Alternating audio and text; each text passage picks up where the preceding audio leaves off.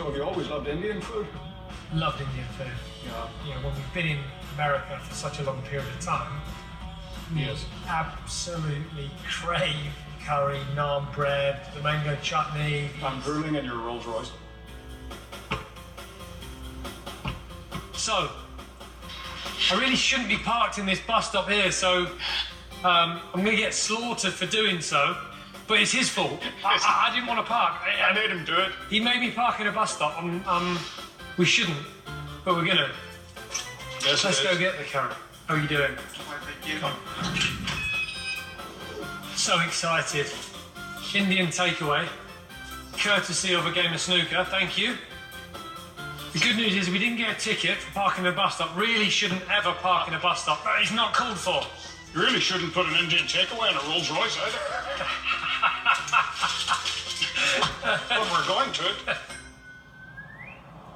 Well, we've got to get to the cars. We can get to the cars. It upsets a few people though.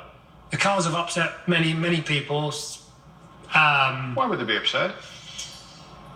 Because they think they're too in your face. I obviously post lots of pictures about them because it's my passion. I get a lot of abuse from people that take objection to me showing the cars.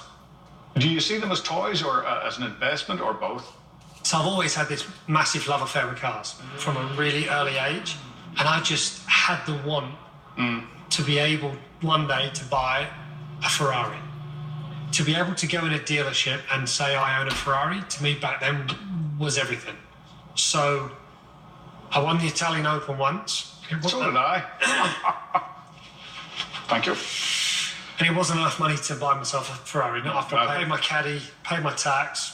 So I promised myself following year if I win a tournament, I'd buy one. I won the Moroccan Open, which was one of the smaller events on the European Tour, which also that check wasn't quite enough to buy me a Ferrari. So the house come first, made sure we got set up with a nice house, won the Italian Open again, and I thought it was an omen. So I went to the dealership and decided to buy myself a 360 Ferrari and kind of got the bug from then, to be honest. Do you still have that car? I don't have the car. I don't know where it is. Don't know who's got it. How many miles are on the clock. But that's my passion outside of golf.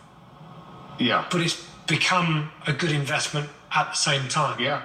And because of that, you know, I've tried to collect as many as I possibly can.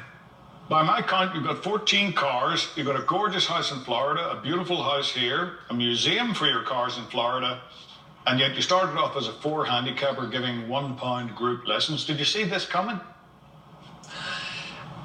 I mean, I don't think you could have ever seen it coming. You know, when I walk in to the area where the cars are, you know, I still don't really believe I own them because it doesn't really make sense. Yeah. It is remarkable when I, you know, sit down and kind of sit here in the garden, have a cup of tea, chatting to you. I mean, it's been an amazing journey. Well, thank you for chatting to me, my good friend. Thank you.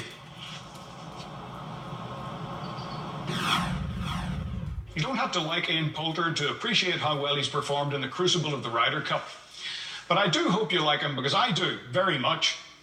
So many athletes have been pre-programmed to give the unoffensive, uninsightful, easy-to-digest answers that I truly appreciate the ones who are willing to speak their minds.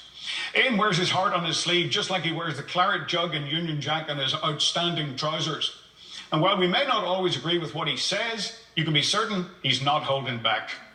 Speaking of not holding back, here's who won't be holding back on my next episode. On the next Feherty, talent beyond compare. You're more animated than about 99% of the people.